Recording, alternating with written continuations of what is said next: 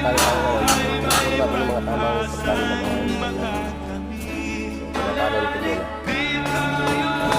Tuwid yung pagkano, hindi yung palis-lis.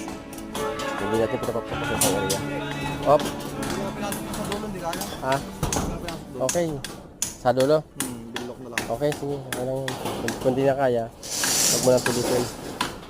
Kaya tinuturo natin sa kanila kung paano